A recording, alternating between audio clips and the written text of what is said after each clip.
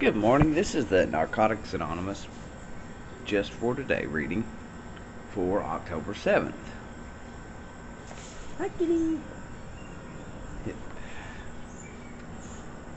It's called Depending on Our Higher Power. As recovering addicts, we find that we are still dependent, but our dependence has shifted from the things around us to a loving God and the inner strength we get in our relationship with Him. Basic text, page 71. For many addicts, rebelliousness is second nature. We didn't want to depend on anyone or anything, and especially not on God. The beauty of using, we thought, was that it gave us the power to be and feel anything we wanted, all by ourselves. But the price we paid for this illusory freedom was dependence beyond our worst nightmares. Rather than freeing us, using enslaved us. When we came to Narcotics Anonymous, we learned that dependence on God didn't have to mean what we may have thought it meant. Yes, if we wanted to be restored to sanity, we would need to tap a power greater than ourselves. However, we could choose our own concept of this higher power. We could even make one up. Dependence on higher power would not limit us. We discovered it would free us.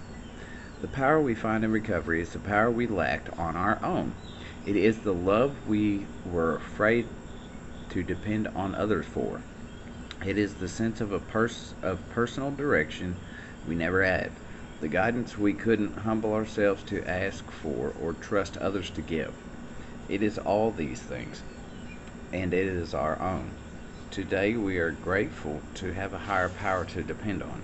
Just for today, I will depend on the love and inner strength I draw from the God of my own understanding. Well, that was a good one. I'm just going to go back through here and look at it and read a couple things that really stand out in this reading. For one,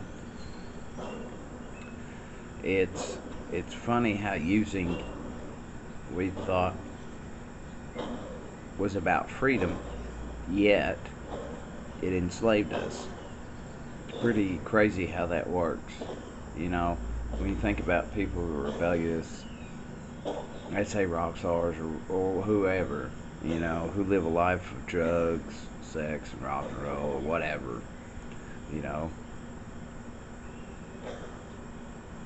And when they get clean, they say, man, I couldn't stop, you know, it was just a prison. And it always becomes a prison.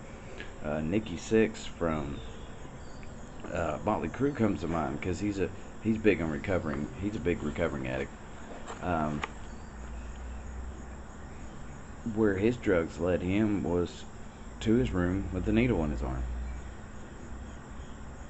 He left everybody behind, you know, in dope houses where people were dying right beside him. Like it leads you to isolation, you know, that big freedom. Oh, I'm a rock star, I can do whatever I want now. Just led him to, I'm a rock star and I want to go to my room and create my own prison, lock the door, and die. And that's what it does. It's a very good example of what that false freedom is. Illusory, which means it's an illusion. It's not real. It's fabricated. It's just something we think is there. It's not.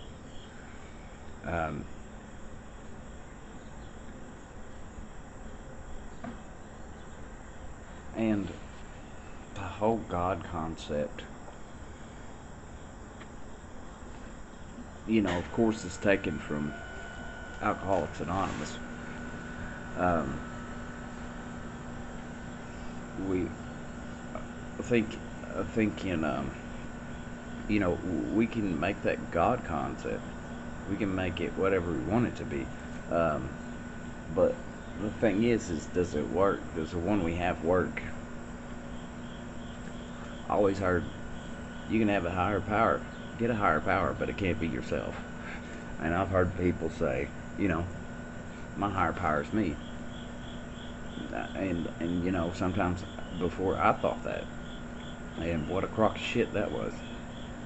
You know, if I'm God, like Marilyn Manson sings, when I'm God, everyone dies. That's exactly right. When I'm God, I die. Uh, I don't last. I don't make it. When I think I'm in control of anything, I make a horrible higher power. I'd make, you know, because I'm a divided person. I'm an addict and I'm a person, and those two things clash. Um, they clash. So I don't need to be a god. I don't need to be a higher power. Um, and one big thing that I want to talk about on this for a higher power is, am I acting on my higher power's will? You know, fear keeps so many people back, including myself. Um, Fear's kept me back a lot, and I've stepped out on faith and hope and crossing fingers, and who cares? I mean, if it works, it works, you know. I've done that in life a lot with jobs and such, where I'm just like, I'm gonna walk in there, and if I get it, I get it. If I don't, I don't. You know, like who cares? Um, so, um, you know, knowing what my higher power's will is cannot lead to a lifetime of misery. It won't lead me to a life where I feel like I need to use to escape it. See, that's the thing. Um, I've heard it said God is not the author of chaos. God is not the author of misery either. So, um, if I'm doing something that makes me miserable all the time, I don't see how that could be my higher power will. My higher power does not want me miserable. He does not want me poor. He does not want me sick. He does not want me um, broke and frustrated and all these things. He doesn't want that. Now that's going to happen so I can learn to grow. But I don't feel like that's my higher power's will for me. If I get sick with something bad, you know, and I might end up dying, that's life on life's terms. But I think that goodwill and good outcomes is an example of a higher power that's good for me. I don't see a higher power who says, "Oh, I'm going to screw you. You're going to do everything right, and I'm going to set every wall up against you, and I'm going to beat you down until you say fuck it and go get high." Boy, that's a crappy higher power. What a piece of shit.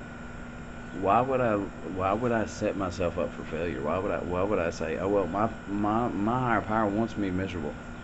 My higher power wants me to just hate my life. My higher power wants that for me." No, bad people want that for me. Greedy people want that for me. And my disease loves that. So I gotta think, you know, I gotta weigh it. And that's the best way to know, is to pray and weigh. Pray and weigh. Is this really my higher power? This is a long video. I love you guys. Have a great day.